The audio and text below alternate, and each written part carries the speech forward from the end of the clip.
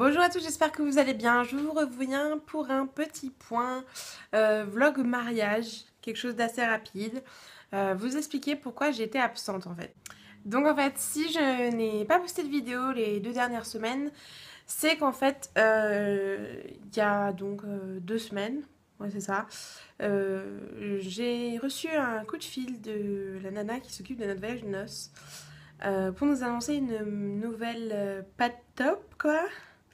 C'est que les dates de notre croisière venaient d'être changées et que les escales aussi avaient changé. Autant vous dire que c'était tout mon monde qui s'écroulait à ce moment-là. Parce que c'est pas un petit voyage qu'on entreprend, c'est une méga grande croisière. Et que j'avais vraiment l'impression qu'on me volait mon voyage de noces. Parce que bah on savait pas si on allait pouvoir partir à ces dates-là, si mon chéri pouvait changer ses dates de vacances, si on allait pouvoir changer les billets d'avion, les hôtels, parce qu'on a pris chaque chose à part en fait. On n'a pas pris un package tout prêt où si les dates changent, tout change. Et donc il n'y avait pas grand-chose à régler. Là, c'était vraiment, il fallait changer les billets d'avion, changer les réservations d'hôtels. Tous les transferts qui étaient préparés, etc. Enfin, il fallait vraiment tout changer de A à Z. Et j'avais vraiment l'impression qu'on me volait quelque chose parce que bah, c'est pas le voyage que j'ai choisi, enfin que nous avons choisi avec mon chéri. Certes, ça s'en rapproche, mais c'est pas exactement celui-là que j'aurais choisi. Est-ce que si j'avais su que c'était comme ça, je l'aurais choisi? C'est un million de questions qui au final on se les pose pas sans 7 ans parce que de toute façon c'est comme ça et c'est pas autrement. Le voyage est déjà payé, on n'a pas grand chose à faire, c'est soit on annule, soit on accepte. Et je me voyais pas annuler notre voyage de noces quoi. Donc faut accepter ce changement-là qui était pas du tout prévu, on s'y attendait vraiment pas. On savait que c'était écrit dans leurs conditions de vente, mais de là à ce que ça arrive, qu'ils changent les dates, donc ça va, c'est que de 5 jours. Mais je sais pas si vous vous rendez compte, 5 jours pour changer de date de vacances, etc., à un mois du mariage, du voyage de noces, c'est juste horrible, c'est la galère, tu sais pas comment tu vas réussir à faire passer ça à ton boss, tu sais pas... T'es dans le flou complet. Et me mettre dans le flou complet à ce moment-là des préparatifs, c'était vraiment super dur à gérer pour moi. Donc j'ai passé une semaine assez compliquée à savoir si oui ou non on allait pouvoir partir. On a réussi à trouver les solutions assez rapidement, donc on part avec cette nouvelle croisière, ces nouvelles dates, etc.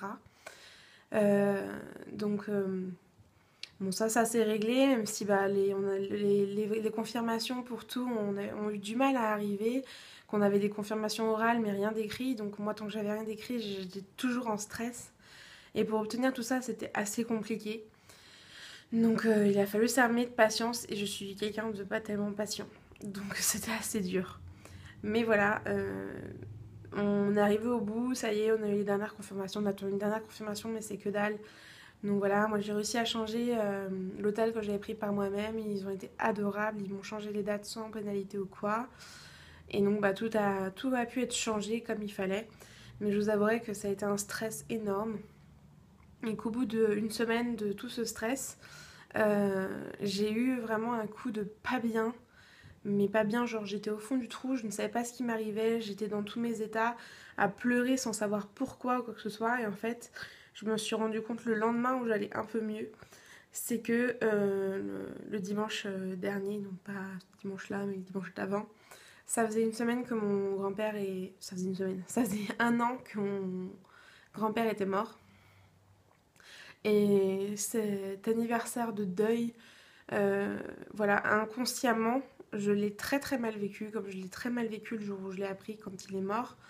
Voilà, j'ai mon inconscient, mon corps qui a complètement craqué ce jour-là. Donc j'ai complètement réalisé les choses que le lendemain.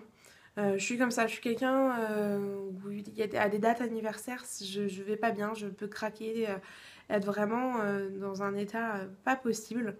Donc ça a été assez dur à gérer pour mon âme aussi, qui n'a pas compris ce qui m'arrivait ce jour-là, parce que bah, même moi je n'arrivais pas à le définir.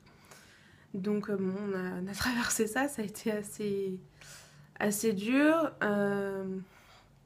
Mais bon, ce qui est sympa, c'est qu'à la maison, bon, pas trop en ce moment et tant mieux pour elle. J'ai Marion et donc je sais que s'il y a quoi que ce soit, je peux toujours lui parler.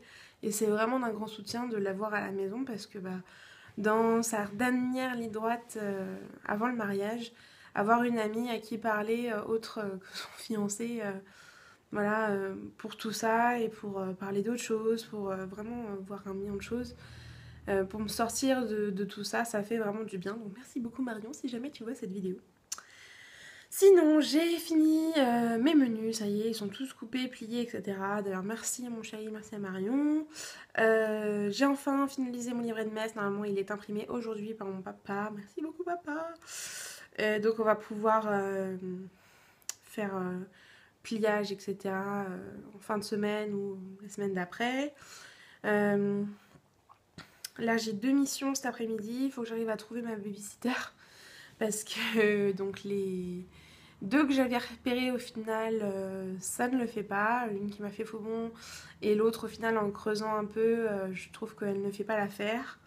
Je vais quand même lui confier mes nièces auxquelles je tiens plus que tout et des bouts de chou adorables. Donc voilà, je veux pas les confier à n'importe qui et c'est pour ça que je suis chiante. Mais là j'ai trouvé quelqu'un avec qui ça pourrait le faire. Donc j'attends confirmation téléphone, donc je vais la rappeler. Pour la fleuriste, je vais lui demander rendez-vous pour le 3 mai normalement, pour qu'elle puisse nous montrer des essais, des prototypes de ce qu'elle nous fera donc une semaine après. Donc ça, c'est les 2 coups de fil que je vais passer juste après cette vidéo. Et sinon, je voulais vous dire qu'en fait, ça y est, je commence à stresser. Alors là, ils vont dire « Enfin !» Je ne m'y attendais pas, je pense énormément. J'ai vraiment peur d'oublier quelque chose, Voilà, vu que c'est pas chez moi, j'ai peur d'oublier quelque chose ici, même s'il y a déjà énormément de choses là-bas. Et que je sais que de toute façon, même si j'oublie quelque chose, Marion qui vient au mariage pourra me les apporter. Mais je sais pas, c'est plus fort que moi. J'ai beau lister, essayer de penser à tout, etc. Je me dis, j'ai oublié quelque chose. Je stresse pour que dalle en fait, mais je ressens un certain stress lié à mon mariage. Donc oui, je n'y échappe pas, je suis un peu stressée. Je me détends. En vous parlant, ça fait du bien et de faire un point, ça me permet de voir l'avancement des choses et de me dire non, ça va, je suis sur la bonne voie. Donc normalement, ça devrait le faire. Voilà. Donc voilà, je vous ai fait le petit point vlog mariage. Je vous en ferai un autre prochainement, je pense. Demain, je vais chercher ma robe. On a été chercher le costume de mon chéri.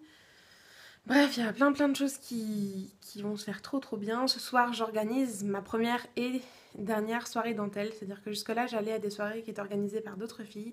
Et cette fois, c'est moi qui organise la soirée.